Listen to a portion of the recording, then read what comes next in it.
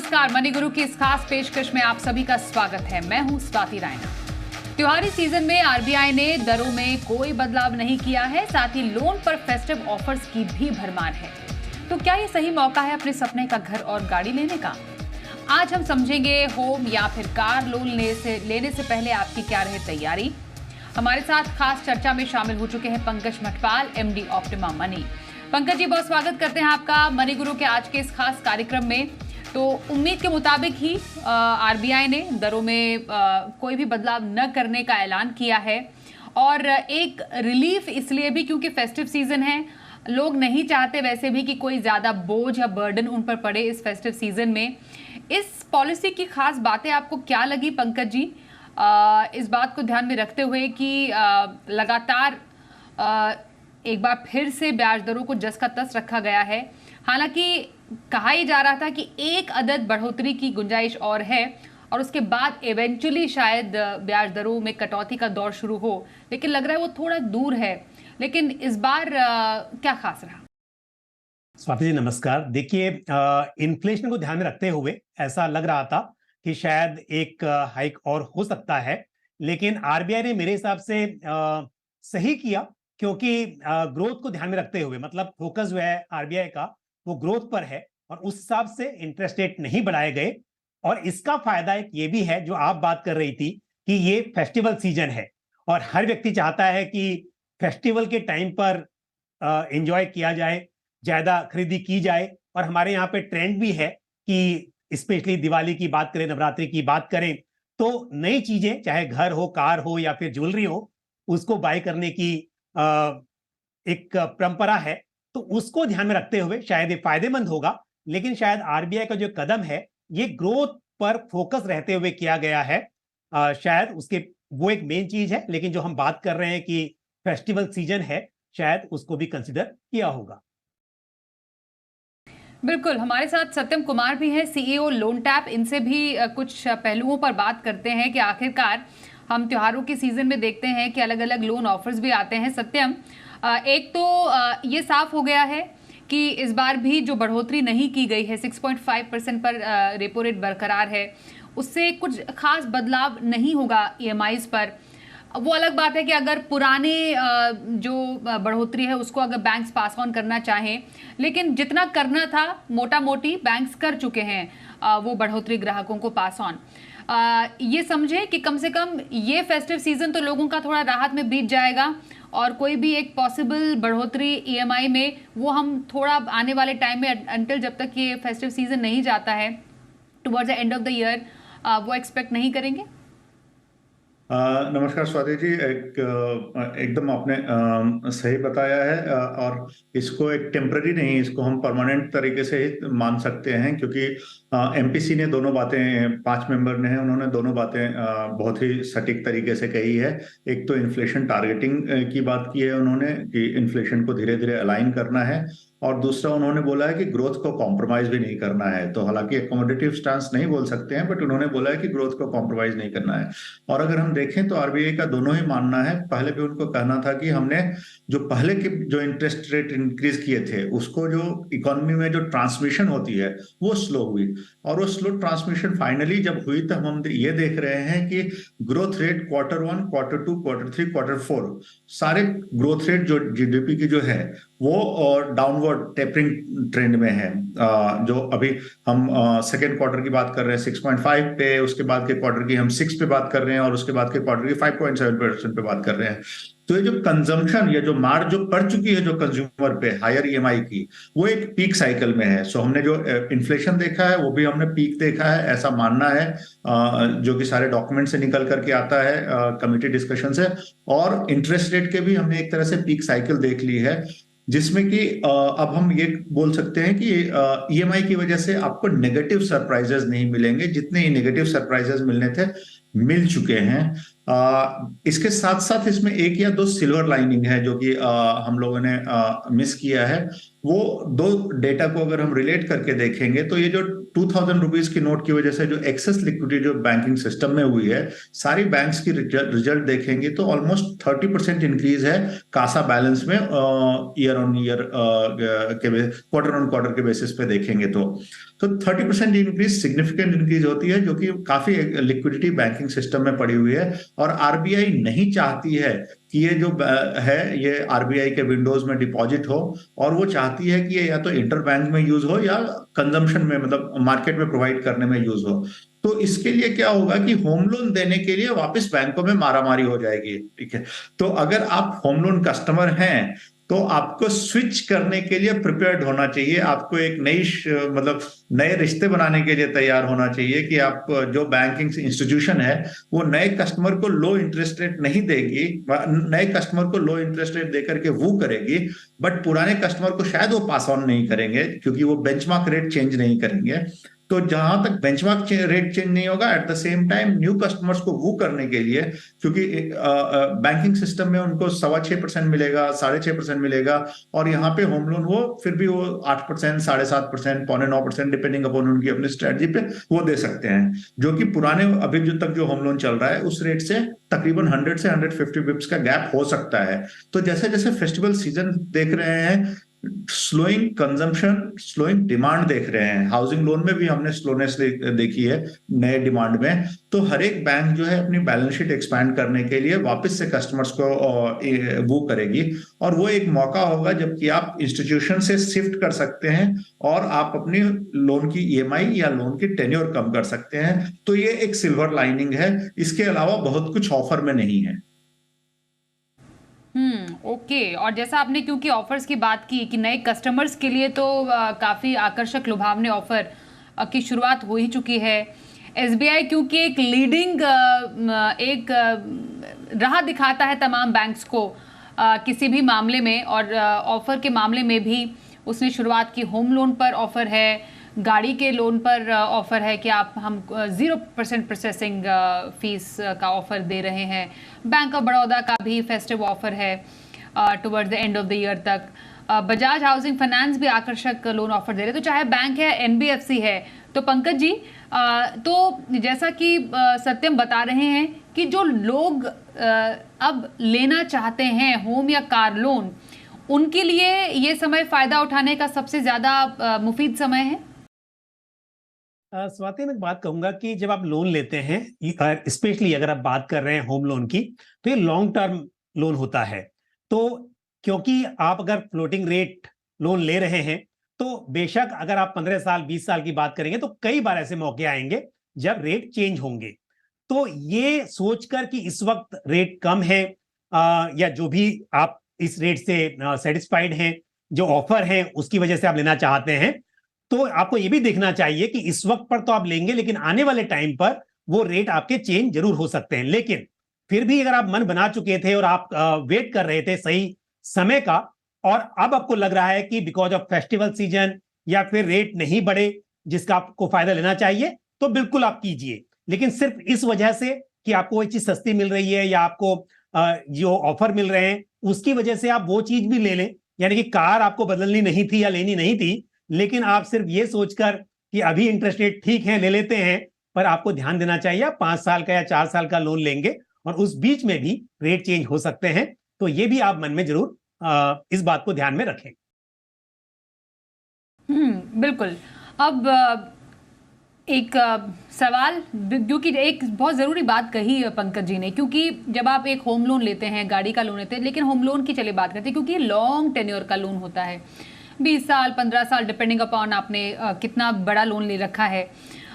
तो क्या ये जो ऑफर्स हैं सत्यम, जो हम हर एक फेस्टिवल में देखते हैं, वो बेसिस माना जाना चाहिए कि आपको लोन लेना ही लेना है? लेकिन अगर मानिए किसी को लेना ही है, किसी को नया घर खरीदना ही है, तो क्या उसको वेट करना चाहिए ऐसे किसी फेस्टिव ऑफर का जिससे वो ज़्यादा से ज़्यादा फ़ायदा उठा पाए, कि थोड़ा इंतज़ार कर लिया और थोड़ा अगर ब्राउनी पॉइंट्स मिल ही गए तो क्या इसमें नुकसान है?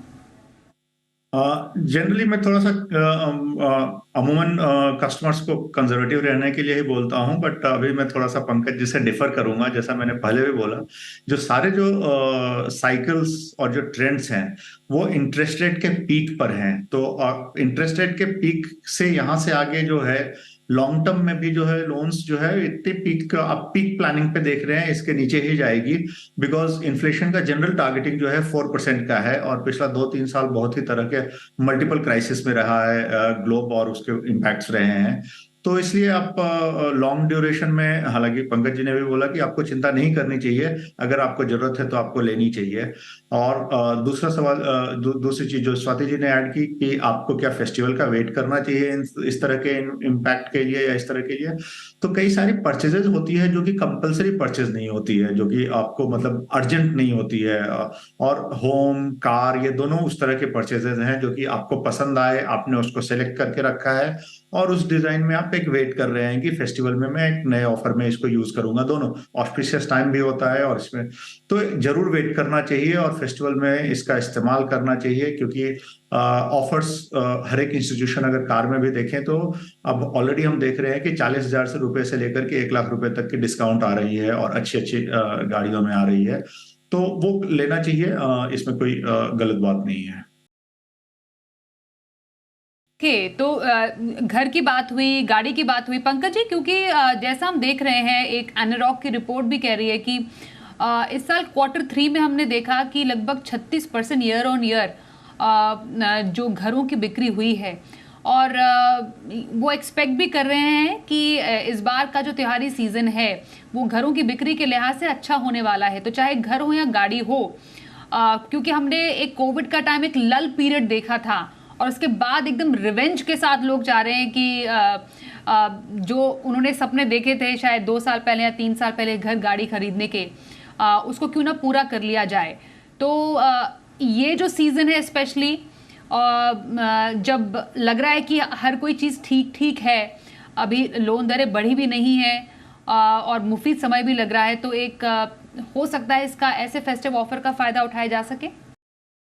बिल्कुल सही कहा स्वाति आपने। देखिए, अभी आपने कहा कि सब चीजें ठीक ठीक लग रही हैं, तो सबसे बड़ी बात यह है कि इंटरेस्ट रेट तो एक दूसरी बात है, उससे पहले कि अगर लोगों को ऐसा लग रहा है कि उन्हें लोन रीपे करने में कोई दिक्कत नहीं आएगी, उन्हें जॉब सिक्योरिटी दिखाई दे रही है, बिजनेस में ग्रोथ दिखाई दे रही है, तो डेफिनेटली ऐसे में लोग त्योहार के मौके पर नई चीजें खरीदना पसंद करेंगे।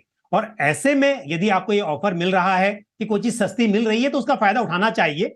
ये तो आप देखिए, यदि ई कॉमर्स की हम बात करें और जब भी सेल आती है तो लोग वेट करते हैं, जब भी अनाउंसमेंट होता है कि अब इस डेट से आपके ये टाइम पर स्पेशल डिस्काउंट मिलने वाले हैं, तो अक्सर लोग वेट करते हैं और उन ऑफर का फायदा उठाते हैं। तो इसमें कुछ गलत नहीं है, लेकिन सिर्फ बात यही है कि यदि आप कोई चीज का वेट कर रहे थे और आपको लगता है इसकी जरूरत है, आपको, आपकी कैपेसिटी है खरीदने की या फिर लोन लेकर रीपे करने की, तो बिल्कुल आपको इसका फायदा उठाना चाहिए। लेकिन त्योहार के सीजन में हम पहले भी कई बार बात कर चुके हैं कि इस लालच में आकर कि ऑफर मिल रहा है, तो आप उस हिसाब से जरूरत से ज्यादा खरीदी ना करें। और पंकज जी बेसिकली यहाँ पर शायद कहने की कोशिश कर रहे हैं कि कहीं आपको जस्ट बिकॉज एक ऑफर में कोई चीज मिल रही है तो सस्ता लोन या सस्ता ऑफर कहीं महंगा ना पड़ जाए। तो किन बातों का ध्यान रखने की जरूरत है ऐसे किसी भी जाल में फंसने से पहले, इस पर भी हम चर्चा करेंगे। तुरंत लौटते हैं, बने रहिए हमारे साथ।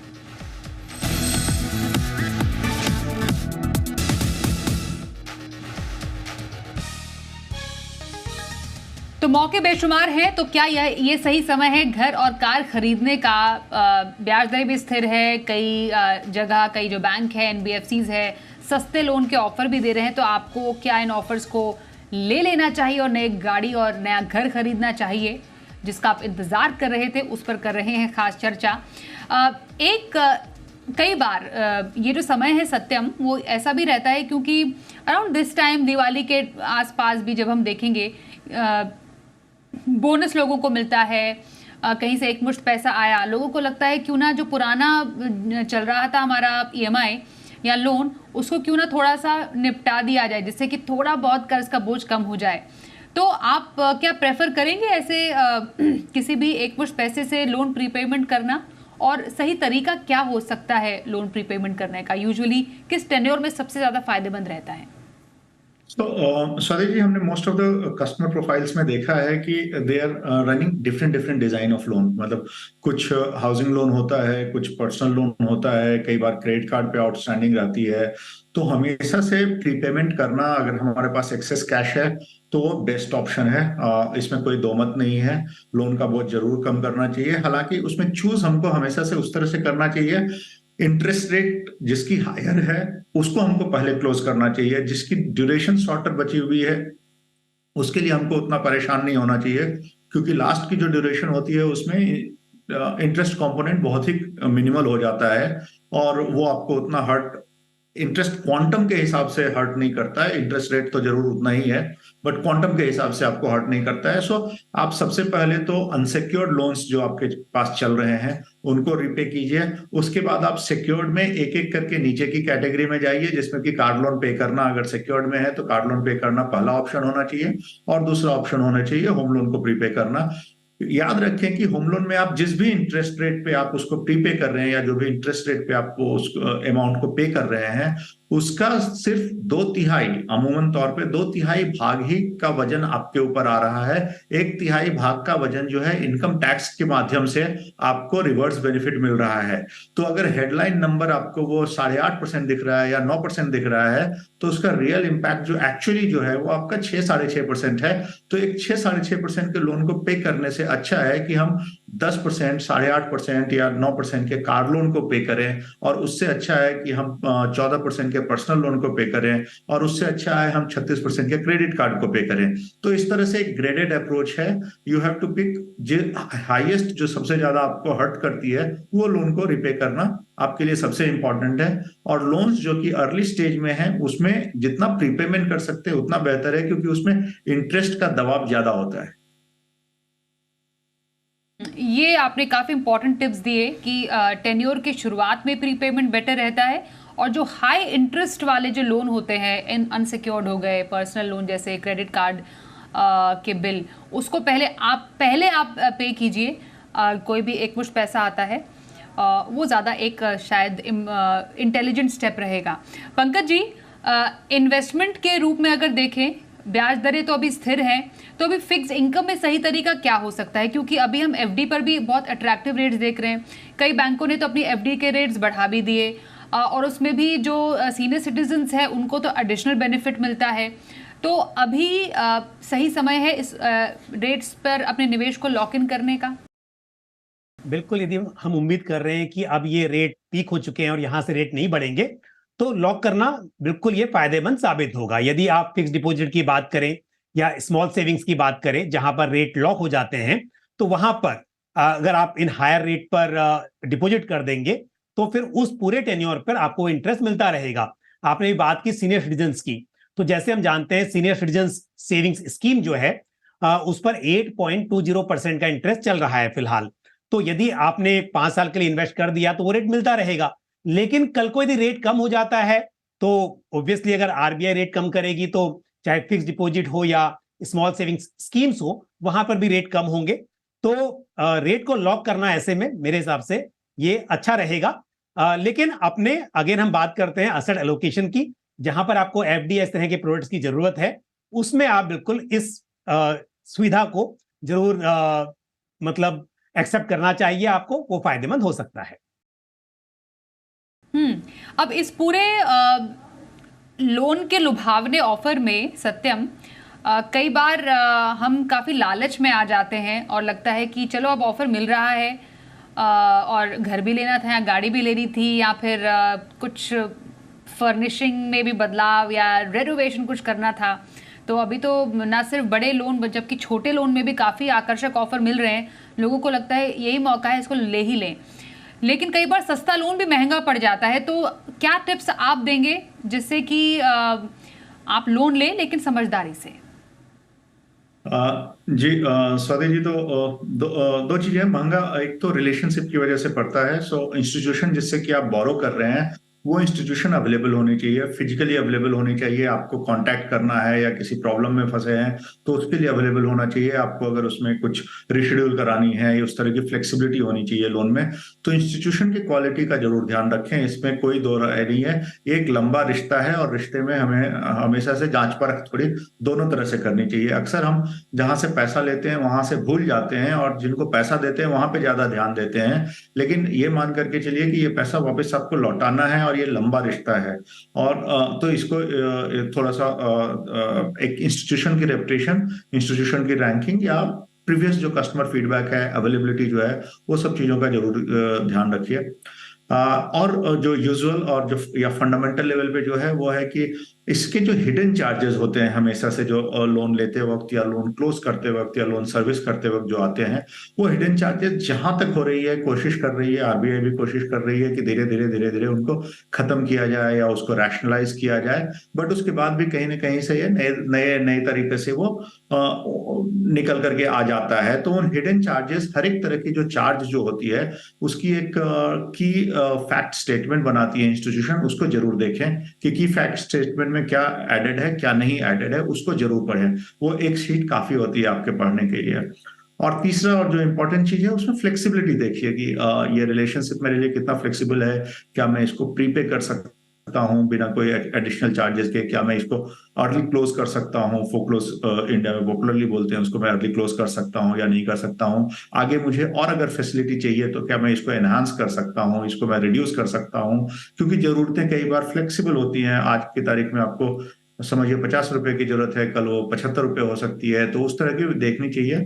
और अपने कैश फ्लो का कंट्रोल और कैश फ्लो का ज्ञान होना, वो तो मतलब फंडामेंटल है। वो एक आप समझिए कि वो लाइक बेसिक फंडामेंटल है। तो आपको ये जरूर देखना पड़ेगा कि आप वो ईएमआई को कंफर्टेबली सर्व कर सकते हैं, और वो सर्व करने के बाद भी आपके ग्रोसरीज के लिए या अदर एक्सपेंसेस के लिए आपके पास कम से कम 40 से 50% ऑफ मंथली इनकम आपके पास बच जा रही है। तो ये सब बहुत ही बेसिक और फंडामेंटल चीजें हैं जिनका जरूर ख्याल रखें एक चेकलिस्ट बना करके। तो चेकलिस्ट बनाकर आपको ध्यान रखने की जरूरत है कि कहीं आप लोन लेकर बहुत ज्यादा कर्ज अपना मोल तो नहीं ले रहे हैं। जैसा बताया सत्यम ने भी कि कम से कम 30 या 35% तक ही अपनी ईएमआई को सीमित रखिए, या जितना भी कर्ज है। बाकी आपके हाथ में तो पैसा होना चाहिए, निवेश के लिए भी चाहिए, अच्छे स्कीम्स में भी आपको पैसे लगाने हैं। तो इन बातों का ध्यान रखने की ज़रूरत है। लोन मैनेजमेंट और फाइनेंशियल मैनेजमेंट, इन दोनों का बैलेंस होना बहुत इंपॉर्टेंट है। और इसी की बारीकियां बताने के लिए पंकज जी और सत्यम, आप दोनों का बहुत धन्यवाद करेंगे हमारे साथ इस चर्चा में शामिल होने के लिए। रुकेंगे एक ब्रेक के लिए, पर खबरों का सिलसिला जारी रहेगा। देखते रहिए जी।